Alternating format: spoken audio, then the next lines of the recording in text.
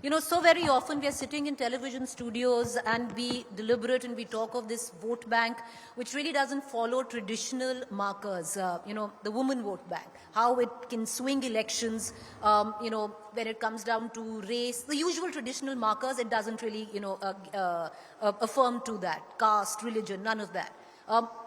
The youth vote can be exactly that when it comes down to swinging elections. But it seems with the kind of sheer numbers that we have, that they don't understand the value of their own vote or their numbers that they actually represent. It's not about value, Preeti. I think, further to what everyone over here has been saying, we've done roadshows across the country. We've met about 15,000 young people over the last 4 years in campuses in India. And the thing we constantly hear about from young people isn't just about, is not about the state of India or the state of the world. It is about how their own lives are just hard, The number one problem in our country at this point for young people still remains unemployment. It is still careers, it is still education. If you have a gender split, women are more likely to say women's safety, they're more likely to say harassment and abuse. These are still the problems, It's not national level problems. Even in 2019, we did an exit poll with Indian Express. These were the things that were still coming out. When you talk to them about voting, very interesting statistic we also had was 68% youth support nota. They said that, we'd rather not vote than find a vote going to some party that doesn't really care about making our lives where we are better. Right. Are we, again, Chaitanya gave these wonderful statistics. There is 65% of our country is under 35 and the average Lok Sabha age of a politician is 54. Only 12% people under 40 in the Lok Sabha.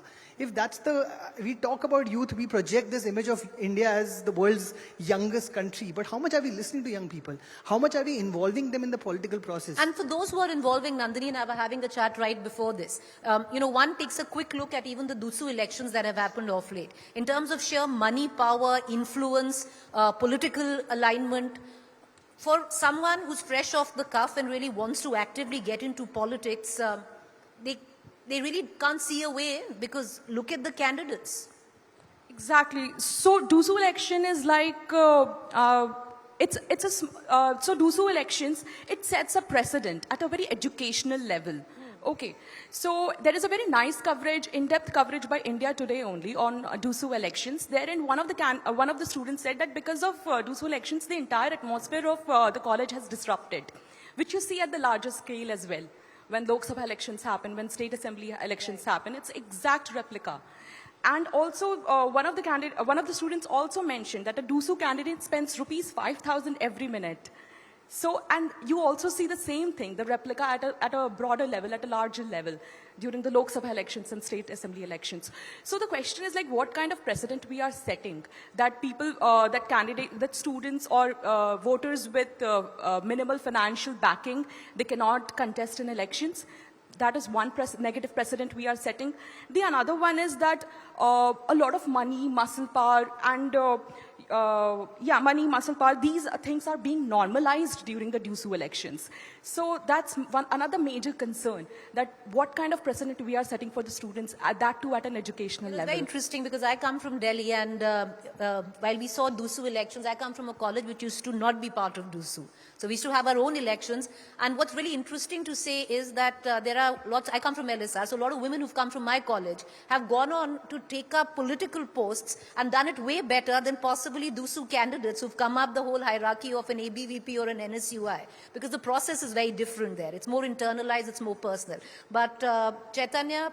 Just to add on to what my panelists have said, that young people are very, very interested.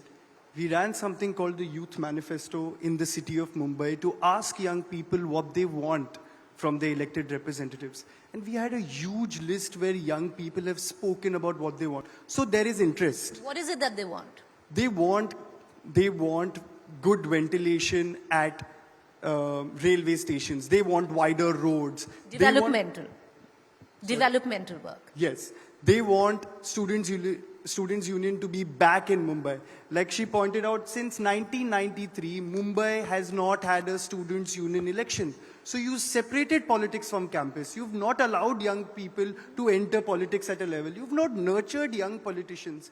We're a young country with a population of young voters, and we are governed by leaders who are 65 and above.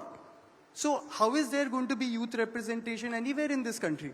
And I have traveled to different campuses, not only in Mumbai, but in Maharashtra and Delhi. And trust me, young people have wants, they have desires. They want MLC elections to be made easier. They want campus politics. Now, campus politics does not necessarily mean what's happening in Delhi University. It can be refined, it can be made in a correct way. But there is no political will